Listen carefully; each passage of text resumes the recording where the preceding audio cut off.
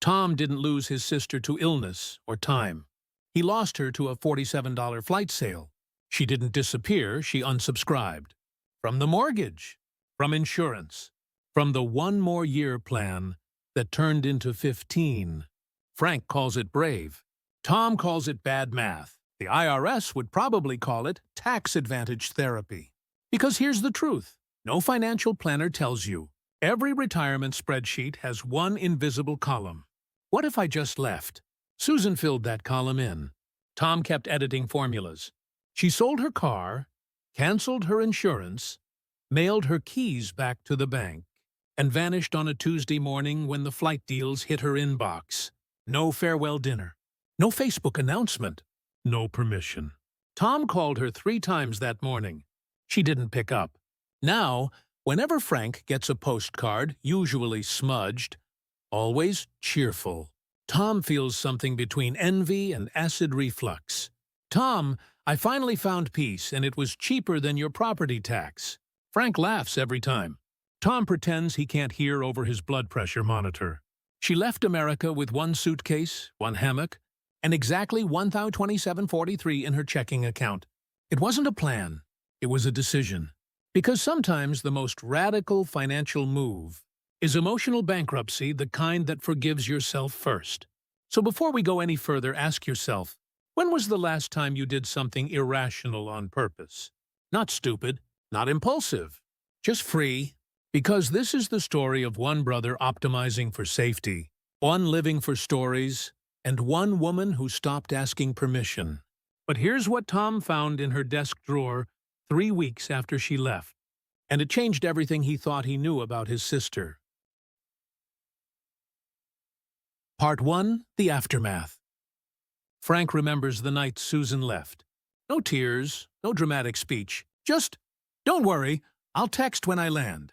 She sold her car, canceled her insurance, and mailed her house keys back to the bank, like returning a sweater that never fit. Tom called her 3 times. Last voicemail. "Susan, be rational. You can't just walk away from a system that's worked for decades." She never called back. The system worked, just not for her. Now her postcards arrive sometimes from Cebu, sometimes Bali, always signed the same.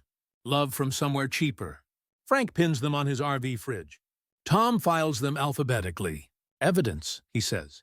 Proof that someone actually escaped. He said she broke the system. Frank said she just canceled her subscription. The system didn't send a refund. He never admits it. But once in a while, he takes one out late at night, runs a thumb over the smudged ink, and stares like he's trying to decode a new language. What he doesn't tell Frank is that he's been keeping count. 47 postcards in 3 years. 1 for every $1 of that flight. Saan make a reflection. Some people chase safety their whole lives. Others buy a one-way ticket and call it therapy. Tom calls it delusion. Frank calls it diversification. Once a month, the brothers meet for dinner. Same booth, same diner, same waitress who knows they both switched to decaf and why. Susan's name always comes up around dessert. Tom stirs his coffee like he's trying to dissolve regret. You know she's living on less than $1,000 a month? That's not retirement, that's a backpacker with arthritis. Frank chuckles. Maybe that's what she wanted. Not performance, just peace. Tom frowns. Performance matters. That's how you measure success. Frank leans back. And peace? What's the ROI on that? Tom scrolls through S&P updates, his digital rosary beads. Frank says quietly, "You ever notice the people who talk most about freedom? Can't take a week off work?" Tom smirks. "Yeah. Well, not everyone can live out of a van." Frank smiles. "You don't need a van to stop carrying what doesn't fit anymore." The waitress drops the check. Tom grabs it before it hits the table. Then his phone buzzes. A text from Susan. Just 3 words. Tom. Open envelope. He freezes. Because there's only one envelope he's been avoiding. The one she left on his kitchen counter the morning she disappeared. Sadan Sadamander's reflection. Freedom isn't a lifestyle. It's the weight you're willing to let go. Sins. Part 2. The Cost of Certainty. Tom still wakes up at 5:30. Not because he has to, because he's forgotten how not to. He checks his stocks, then his email, then his blood pressure. Same order, same anxiety. The doctor says he's managing well. Tom calls it high-performance stress. He drives to the gym to walk on a treadmill that goes nowhere, then drives home to stare at investment screens that change color but never heal. His smartwatch congratulates him for standing up once every hour. His soul hasn't moved in 15 years. Some mornings, he scrolls through retirement calculators like fortune cookies. You'll be ready in 1 more year. The algorithm knows his religion. But that envelope is still on his counter, unopened for 3 years. He walks past it every morning, and every morning he pretends it's not there. Last week, Frank drove 12 hours to meet an old Navy buddy for lunch. Tom asked if it was worth the gas. Frank said, "It was worth the years we didn't talk." Tom did the math later. 140 sigils round trip. Frank didn't keep receipts. Sometimes Tom forgets you can't depreciate joy. Reflection. Some people diversify portfolios. Others diversify memories. One gains compound interest. The other compounds meaning. Susan sends 1 postcard every season. Always late. Always smudged. Always honest. Tom, today's worry, coconuts falling, not markets crashing. Frank, I bought a used hammock, feels like compound interest on happiness. Tom rolls his eyes but keeps them all in a manila folder, labeled S International. One photo showed Susan in a bamboo chair, sunset behind her, laptop closed. Caption, "The only spreadsheet I open now is the horizon." Tom muttered, "Cute." Then that night he Googled flights to Manila and cleared his history before bed. What he didn't clear was the email draft he'd been writing to her for 2 years. Subject line, I opened the envelope. Body still blank. Reflection. Proof of life isn't a paycheck. It's a pulse that still surprises you. Pra-kin-thi. Hard Part 3. The Turning Point. That night Tom couldn't sleep. The house hummed the kind of silence that amplifies your own thoughts. He sat in the dark, laptop glowing like a confession booth. He typed Philippines cost of living. Rent $300, health insurance $40. Average happiness, unmeasured but observable. He stared at the numbers like they were written in forgiveness, then shut the laptop like he'd seen something forbidden. But his hand reached for the envelope. Finally, 3 years of dust on the seal. Inside a single piece of paper, her handwriting, and a number that made his spreadsheets look like lies. The next morning, he called Frank. "So you think she's okay out there?" Frank paused. "She sounds better than okay." Tom hesitated. "Yeah, but what about safety?" Frank sighed. "Maybe safety's not the same as living." Tom exhaled. "Sometimes I think she left because she couldn't watch us waiting anymore." Frank didn't answer. Some truths don't need echo.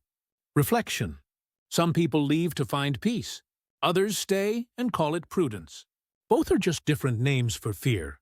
A letter arrived. Foreign stamp. Susan's handwriting. "Happy 85th, Dad. I still talk to your garden every morning. Only now it's made of salt water and shells. Tell Tom and Frank I'm fine.